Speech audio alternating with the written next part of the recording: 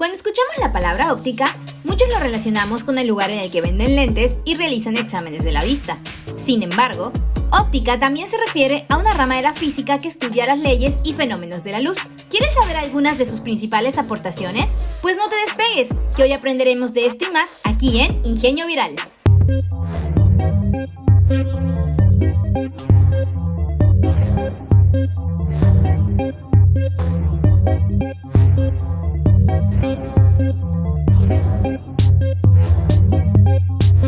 Hola ingeniosos, bienvenidos a un nuevo episodio de Ingenio Viral. Yo soy Isra. Y yo soy Ainara Herrera. Y el día de hoy hablaremos de una rama de la física llamada óptica.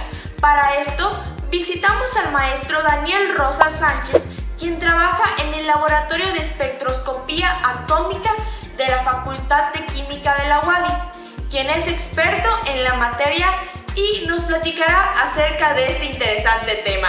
Escuchemos lo que nos dice acerca de qué es la óptica y qué fenómenos estudia. Se encarga del estudio de la luz, de las propiedades de la luz y de encontrar una explicación matemática a cómo es que la luz interacciona con la materia.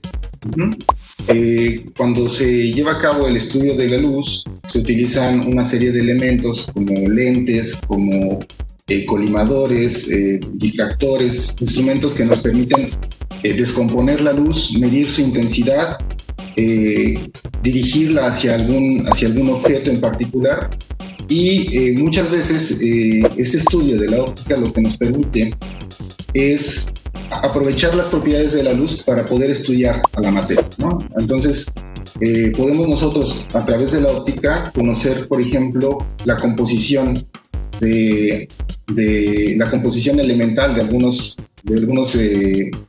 planetas, de algunas estrellas, ¿no? Que se encuentran a millones de kilómetros de nosotros, gracias a que con el uso de telescopios, que se encargan de focalizar la luz hacia un punto en particular, podemos nosotros utilizar esta información, la luz que se está recolectando con este telescopio que está llegando de algún lugar del universo, se estudia, se analiza, se puede separar esa luz en sus distintos colores, distintas longitudes de onda, y en función de las distintas longitudes de onda y la intensidad que pudiera emitir cada uno de estos colores, por decirlo de una manera, nos dan información sobre los planetas, por ejemplo, ¿no? Entonces, en ese sentido, la óptica pues, es una herramienta muy útil para poder conocer pues, cómo se encuentran estructurados los planetas, las estrellas, ¿no? Las galaxias. Como nos mencionaron, la óptica se enfoca en el estudio de la luz visible, así como de su comportamiento y sus propiedades. De igual forma, analiza las aplicaciones que tiene la óptica en la vida diaria de las personas, como lo es la construcción de instrumentos como anteojos, microscopios, telescopios y cámaras. Pero antes de hablar acerca de esto, es muy importante que comprendamos qué es la luz, sobre todo porque es un tema de debate incluso entre los especialistas. Veámoslo. Describir la luz ha sido por muchos años un problema, fue por muchos años un problema muy importante para la humanidad. En la antigüedad la luz únicamente estaba relacionado con la vida, ¿no? Los procesos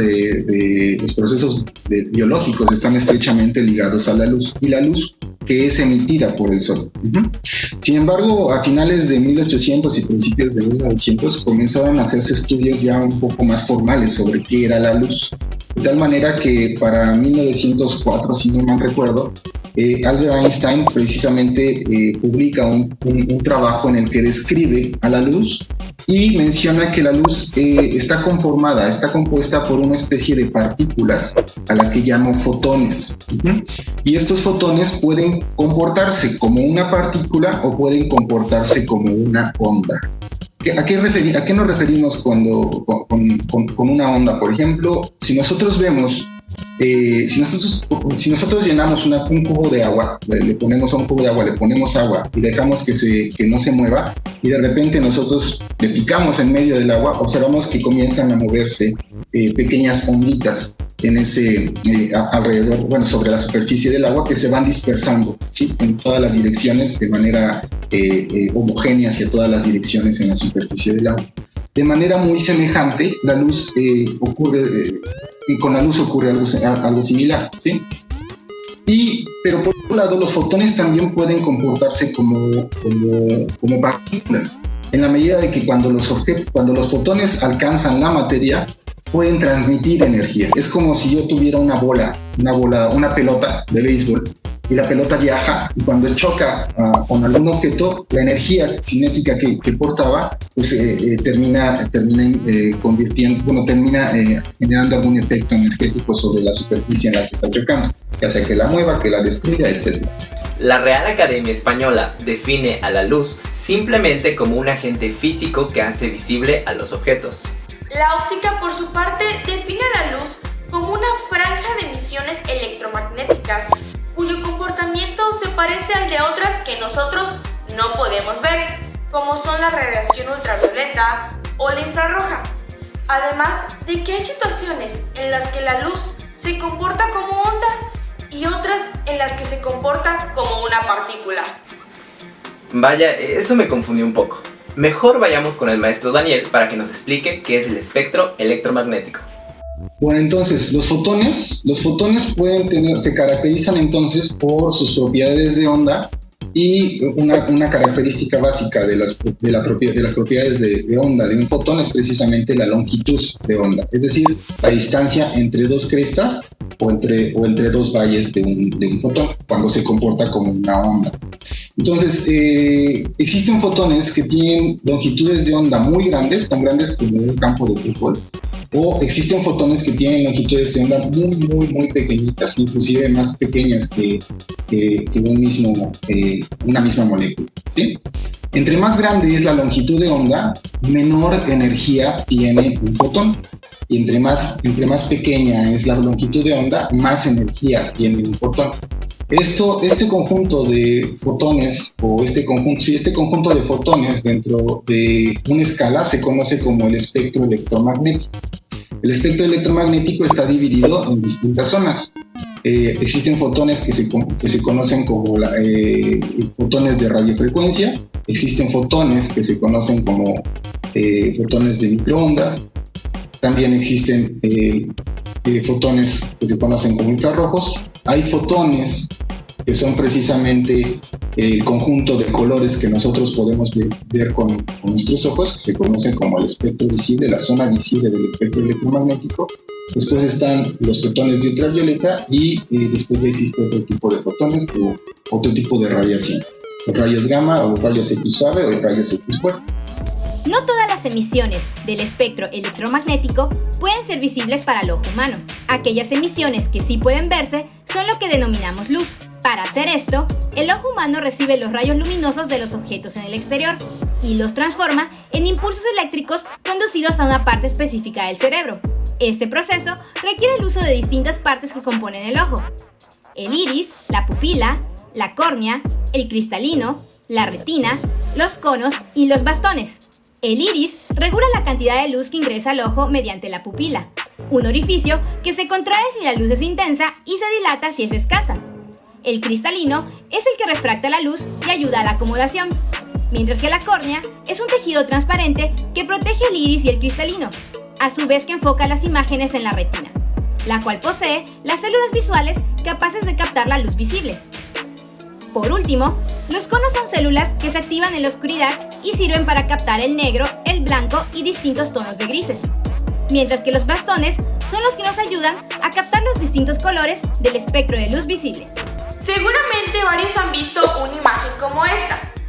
A muchos se les hará familiar porque aparece en un disco de una banda inglesa Pink Floyd, pero en realidad es una de tantas representaciones del espectro de la luz visible, tal y como nos contó el experto. En cuanto al espectro electromagnético, existen emisiones que no son visibles para el ojo humano, como la luz ultravioleta o la infrarroja, de las cuales hablaremos más a detalle cuando regresemos de esta pausa comercial, aquí en Ingenio Viral.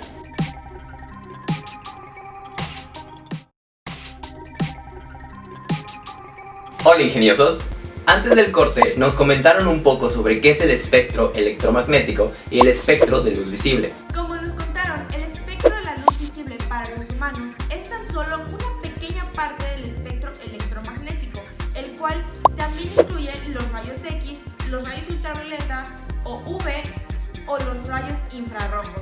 ¿Por qué no conocemos un poco más de estos tres? Y vamos a escuchar a nuestro especialista. El infrarrojo es la transmisión, por ejemplo, del calor. Cuando nosotros nos acercamos a una fogata, a medida que nos vamos acercando comenzamos a sentir el calor, a pesar de que no estamos propiamente pegados en la fogata, ¿no? El fuego no está tocándonos, pero sí sentimos el calor. Ese calor en realidad son ondas electromagnéticas del infrarrojo y nuestra piel la puede sentir. No podemos verla con los ojos, pero sí la podemos sentir con la piel. Y bueno, eso es el espectro electromagnético. Después, por debajo de la zona de ultravioleta existen todavía rayos, existe un tipo de radiación todavía muchísimo más fuerte, que son los rayos X suave y los rayos X fuerte. Estos los podemos utilizar, por ejemplo, cuando nos sacamos una radiografía. Los rayos X son precisamente eso, el uso de los rayos X, que nos atraviesa nuestra piel. Pero a medida que no atraviesa con la misma intensidad todos los órganos. Los huesos repelen un poquito, retienen un poquito la radiación y precisamente es ese efecto de los huesos de retener un poco esa radiación lo que nos permite sacar una fotografía de nuestros huesos, ¿no? En los últimos meses se ha escuchado y visto mucho acerca de los termómetros infrarrojos. Estos son una herramienta muy útil, sobre todo para la reactivación económica que se está viviendo en Yucatán, ya que su uso es muy común para permitir el acceso de las personas a distintos establecimientos. Pero, ¿sabemos cómo funcionan? Recordemos que todos los cuerpos emiten cierto calor en forma de radiación electromagnética. Gracias a estas emisiones, el sensor infrarrojo de los termómetros permite leer el nivel de calor mediante un convertidor analógico digital que procesa las señales térmicas. Además, los termómetros infrarrojos son aún más precisos para medir la temperatura, ya que esta debe tomarse a la altura del tímpano, región auditiva que comparte flujo sanguíneo con el hipotálamo, la cual es la estructura cerebral que, entre otras cosas, regula la temperatura de nuestro cuerpo. Lamentablemente, en redes sociales han surgido rumores acerca de que este tipo de termómetros matan neuronas, lo que ha hecho que la gente pida que no se les tome la temperatura en la frente, sino en el brazo o en la muñeca, cosa que no debe hacerse, ya que la temperatura de esa zona es menor que la que el cuerpo realmente tiene. Finalmente, lo mejor es no hacer caso a esta creencia errónea, ya que el sistema infrarrojo de estos dispositivos no emite radiación y por ende no resulta dañino para la gente. Estoy segura de que han escuchado hablar mucho acerca de los rayos X, los rayos ultravioletas o los rayos infrarrojos. Algunos de estos pueden llegar a tener un impacto negativo en nuestros cuerpos. ¿Quieren saber cuáles son los riesgos que pueden tener? Entonces, averigüémoslo. Y hay otros rayos que son los rayos X fuertes, esos ya son mucho más poderosos,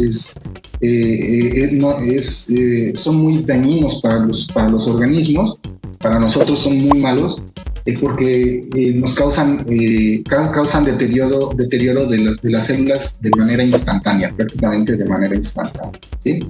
Entonces no es conveniente estar expuestos para nada a tanto rayos X fuertes como rayos gamma. Si nosotros nos acercamos, por ejemplo, a una fogata que está, o nos acercamos un poco a una chimenea, algo que esté encendido y que esté irradiando luz infrarroja, pues si permanecemos mucho tiempo allí nos vamos a quemar, porque aunque son fotones de baja energía, la intensidad del impacto de los fotones sobre la materia, sobre nuestras células, pues causa de alguna manera un intercambio energético que nos termina calentando y quemando en el peor de los sentidos, de los casos, ¿no?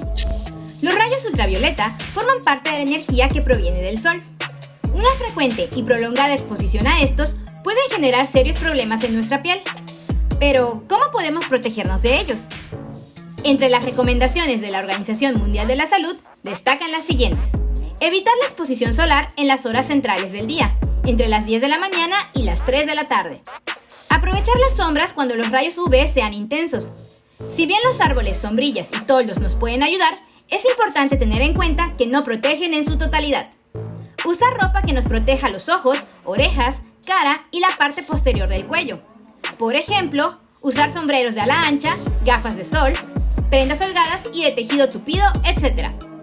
Usar cremas con filtro solar con un factor de protección igual o superior a 30, misma que debe extenderse sobre la piel expuesta. Evitar lámparas y camas bronceadoras, ya que aumentan el riesgo de cáncer de piel. Proteger a los niños cuando estén al aire libre y los bebés siempre deben permanecer en la sombra. Por su parte, hay estudios que indican que la exposición a los rayos X aumentan la posibilidad de que una persona desarrolle cáncer en algún punto posterior en su vida, o que desarrolle cataratas y quemaduras en la piel. En cuanto a los rayos infrarrojos, se plantea que los riesgos que pueden tener son la pérdida de firmeza y elasticidad de la piel, además de la aceleración del envejecimiento cutáneo. A pesar de estos riesgos ingeniosos, hay que tomar en cuenta que estos rayos son de mucha utilidad en la actualidad, sobre todo los rayos X e infrarrojos, por lo que hay que considerar simplemente evitar la exposición excesiva a estos. Cambiando ligeramente de tema, vayamos a continuación a ver en qué consisten los fenómenos asociados a la propagación de la luz. La luz puede interaccionar con la materia de distintas formas. Por ejemplo, la materia puede emitir luz. Cuando nosotros encendemos un foco, el foco, lo que está ocurriendo dentro del foco, estos focos de bulbo que tenían adentro un alambrito, lo que ocurría era que hacíamos pasar una corriente sobre este alambrito, el alambrito se calentaba, los átomos se excitaban y comenzaban a emitir radiación. Sin embargo, nosotros también estamos emitiendo radiación. Ustedes acérquense a alguien y podrán sentir, aunque no lo toquen, podrán sentir el calor de las personas aunque no la toquen. Eso significa que la persona está emitiendo radiación del infrarrojo, por ejemplo. La materia puede absorber luz. Gracias a que absorbe la luz, podemos ver nosotros los colores. Porque absorbe la luz, la materia puede absorber luz, pero también la puede reflejar. Al momento de que refleja los colores, la materia absorbe algún color. Por ejemplo, esta camisa que tengo aquí es azul, porque está absorbiendo todos los colores excepto el azul. El azul lo está reflejando. Y la materia puede también transmitir la luz. Cuando nos referimos a que la materia transmite luz, significa que simplemente la deja pasar. Entre los fenómenos que estudia la óptica encontramos la refracción, la reflexión y la atenuación. La refracción es cuando la luz se tuerce o cambia de dirección cuando pasa de un material a otro. Similarmente, la reflexión se da cuando la luz intenta pasar sobre un material, pero la refleja en lugar de pasar a través de este. Por último, la atenuación es cuando la luz se propaga a través de un medio y pierde energía con la distancia. Muy interesante, ¿verdad? Por ahora debemos irnos a una breve pausa comercial. No olvides que puedes encontrarnos en Facebook como CIES Yucatán y en YouTube como Ingenio Viral con doble N. En unos minutos volvemos aquí a Ingenio Viral.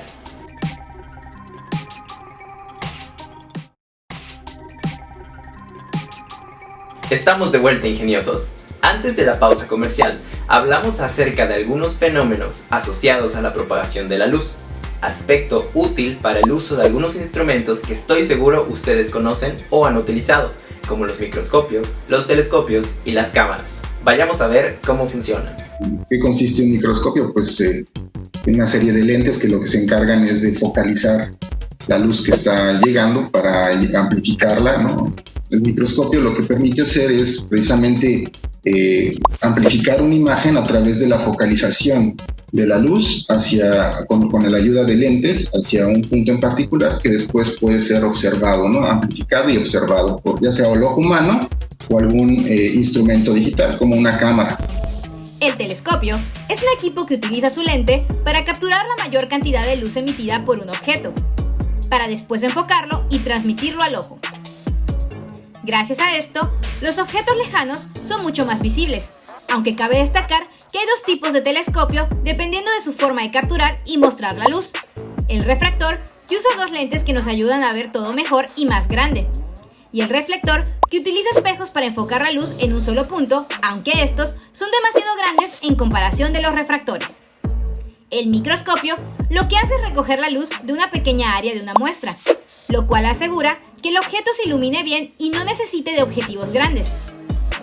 Por esto, el microscopio es pequeño y tiene una longitud focal más corta, y es precisamente el lente ocular que magnifica las imágenes cuando nos acercamos a mirar a través de él. Existen muchísimos tipos de microscopios, los cuales se clasifican según el sistema de iluminación, según el número de lentes, según la transmisión de la luz, según el número de oculares, entre otros. Las cámaras, por su parte, son dispositivos que reciben los rayos de luz del exterior y los transforman en una imagen. Estos rayos de luz entran a través del lente que los agrupa en un solo punto, y dependiendo de la distancia, la imagen puede ser más pequeña o más grande. Si la cámara es análoga, la imagen se forma en una película o rollo, pero si es digital, la imagen se forma en un sensor. ¿Qué opinan, ingeniosos? Los microscopios seguramente los han utilizado en el laboratorio de sus escuelas, pero las cámaras son de lo más común, así que yo pienso que es muy interesante saber todo esto sobre algo que para nosotros es muy cotidiano. Ahora es momento de conocer un poco más sobre las magnitudes y unidades que estudia la óptica. Magnitudes y unidades de la óptica. Entre los distintos saberes que conforman la disciplina de la óptica, se encuentran las magnitudes y unidades de medida que se utilizan para su estudio. Estas unidades de medida son el flujo luminoso, la eficacia luminosa, la intensidad luminosa, la iluminancia y la luminancia. El flujo luminoso es definido como la cantidad de energía luminosa transportada por un haz luminoso. Utiliza el símbolo LM, que significa lumen. La eficacia luminosa, o también llamada rendimiento luminoso, nos indica la relación que existe entre el flujo luminoso, mencionado anteriormente, y la potencia eléctrica empleada para producirlo, por lo que se mide en LM sobre W, es decir, en lumen sobre watts o vatios. Cuando hablamos de la intensidad luminosa, nos referimos al flujo luminoso que incide en un área de un tamaño determinado, la cual depende de la fuente de luz, la distancia con respecto a esta y el ángulo. En cuanto a iluminancia, es un término que describe la medición de la cantidad de la luz cayendo y expandiéndose en un área determinada, aunque también está relacionada con la forma en la que la gente percibe el brillo del área iluminada. Por último, la luminancia es la medición entre la cantidad de luz emitida, pasando por o reflejada desde una superficie particular desde un ángulo sólido, es decir, indica el brillo de una luz emitida o reflejada fuera de una superficie. Lamentablemente, ingeniosos, hemos llegado al final del episodio de hoy. Yo soy Ainara Herrera. Y yo soy Isra, y esto fue Ingenio Viral.